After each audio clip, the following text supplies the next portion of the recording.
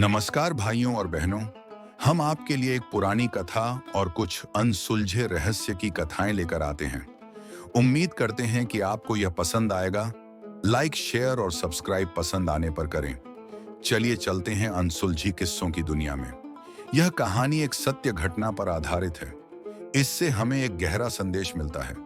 हम आशा करते हैं कि आप ईमानदारी, सच्चाई और नेक अमल से अपनी जिंदगी में खुशियां भर सकते हैं। कालखंड। प्राचीन भारत के दक्षिणांचल में स्थित नंदग्राम, जो पर्वतों की गोद में बसा एक सुरम्य ग्राम था। यहाँ के चारों ओर चंदन के विशाल वृक्ष थे, जिनकी मृदु सुगंध सदैव हवा में लहराया करती थी। ग्राम के पश्चिमी छोर पर एक प्राचीन वीरान हवेली थी, जिसे मौनमणि निकेत कहा जाता था। कहते हैं, वहां कोई है जो चांदनी रातों में जागता है, कोई जो सुगंध से लोगों को बुलाता है, कोई जो प्रेम चाहता है, पर साथ ही मृत्यु भी। उसका नाम था यक्षिणी विशल्या। नायक का प्रवेश। उस दिन की बात है जब नंदग्राम में शरद पूर्णिमा का पर्व मनाया जा रहा था। आकाश में चंद्रमा दूध सा चमक रहा था। तालाब के जल में उसकी छवि ऐसी प्रतीत हो रही थी मानो स्वयं चंद्रदेव अमृत लेकर उतरे हों। वहीं एक युवक आदित्यान ग्राम से कुछ दूरी पर स्थित वन में अकेला विचरण कर रहा था। वह सौंदर्य का जीवंत प्रतिरूप था। गंगा सा निर्मल मन, हिमालय सा धैर्य और कृष्ण सा मोहक स्वरूप। उसे वन की शांति आकर्षित करती थी, विशेषतः चंदन वन की सुगंध। वहां जाने से ग्रामवासी डरते थे, परंतु आदित्यन को न भय था न संकोच। वह सत्य का साधक था और उस रात उसने उसे देखा। चंदन वन के मध्य वह खड़ी थी, सफेद झिलमिल वस्त्रों में लिपटी। उसके केस काले मेघों से घनतर और नेत्र जैसे दो अथाह गहरी झीलें, जिनमें जीवन और मृत्यु दोनों समाहित हों। उसका स्वर ऐसे गूंजा जैसे किसी पुराने मंदिर की घंटियां दूर कहीं बज रही हों। कौन हो तुम जो इस वन की मर्यादा लांघ आए? आदित्यान उसकी ओर बढ़ा, सम्मोहित सा। उसने कहा, मैं वह नहीं जो डरता है, मैं वह हूं जो खोजता है। परंतु तुम कौन हो? ऐसी छवि मैंने कभी नहीं देखी। यक्षिणी मुस्कुराई, पर वह मुस्कान न मधुर थी न क्रूर, वह दुखद थी।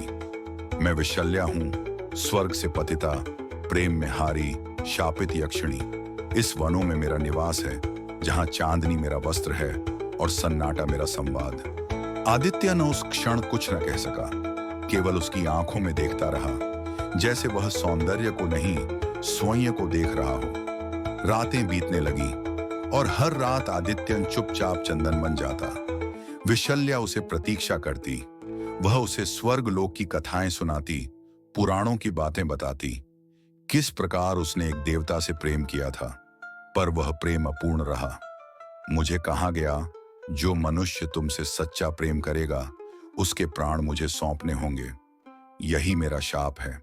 परंतु आदित्यन ने कहा, यदि मृत्यु भी तुम्हारे सान्निध्य में हो, तो वह भी जीवन से श्रेष्ठ है। वो पहली बार रोई, पर वह अश्रुताप से नहीं, प्रेम से थे। एक रात्रि जब उन्होंने एक दूसरे को अंगीकार किया, चांदनी की छांव में, चंदन वृक्षों की गंध में, प्रेम और पीड़ा में लिपटे हुए, तो वनों की गहराई में एक ज्वाला जगी। कालकुंड, एक प्राचीन राक्षस जो कभी विशल्या को अपना बनाना चाहता था, अब जाग उठा। उसका शाप यही था, जो विशल्या से प्रेम करेगा, उसकी आत्मा मेरा आहार बनेगी। अब चंदन वन की हवा भारी हो चली थी। आदित्यान के स्वप्नों में कोई कांपता स्वर आने लगा और विशल्या फिर से भयभीत हो गई थी।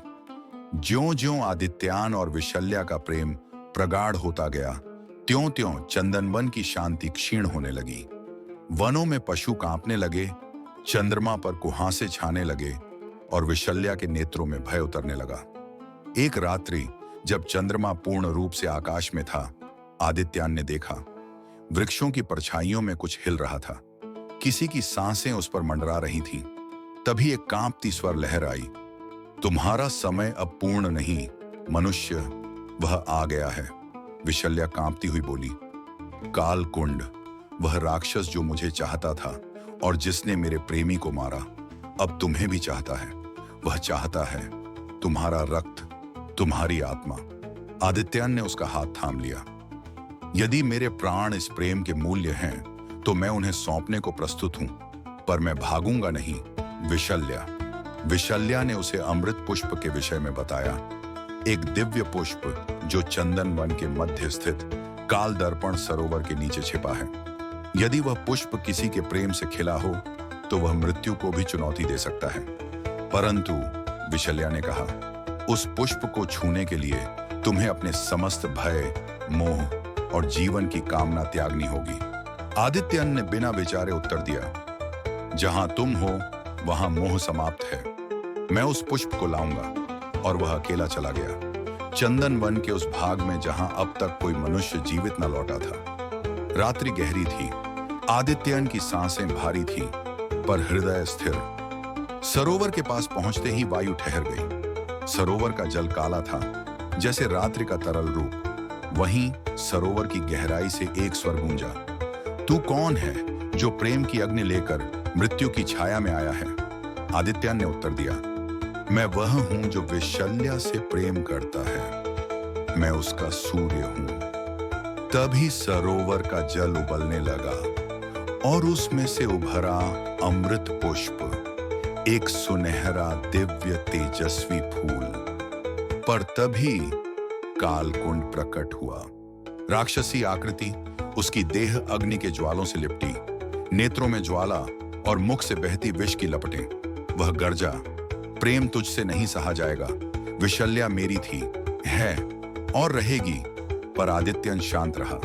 उसने अमृत पुष्प को हृदय से लगाया और कहा, प्रेम अधिकार नहीं, समर्पण है।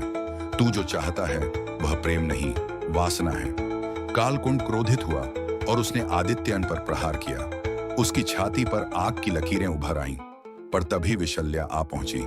उसने अपनी समस्त शक्ति एकत्र की और अमृत पुष्प को अपनी गोद में रखकर बोली, हे प्रेम, यदि तू सच्चा है तो मुझे एक बार पुनः जीवन दे, ताकि मैं उसके साथ चल सकूं, जिस पर मैं सर्वस्व हार चुकी हूं। अमृत पुष्प से प्रकाश फूटा और उसी क्षण कालकुंड भस्म हो गया। विशल्या की देह पुनः मनुष्य रूप में खिली।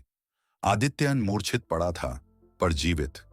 आंखें खुली तो विशल्या उसके सम्मुख थी, पर अब वह यक्षिणी नहीं, एक स्त्री थी जिसने शाप को पराजित कर दिया। अब मैं तेरी प्रेयसी नहीं, तेरी अर्धांगिनी हूं, और यह वन अब भय का नहीं, प्रेम का स्थल बनेगा। नंदग्राम में जब वह लौटे तो सबने उन्हें देव दंपति मान पूजा, और चंदन वन में हर शरद पूर्णिमा को अब अमृत पुष्प खिलता है। कहते हैं, जो प्रेम करे विशल्या और आदित्यान के नाम से, उसका हृदय कभी अकेला नहीं रहता।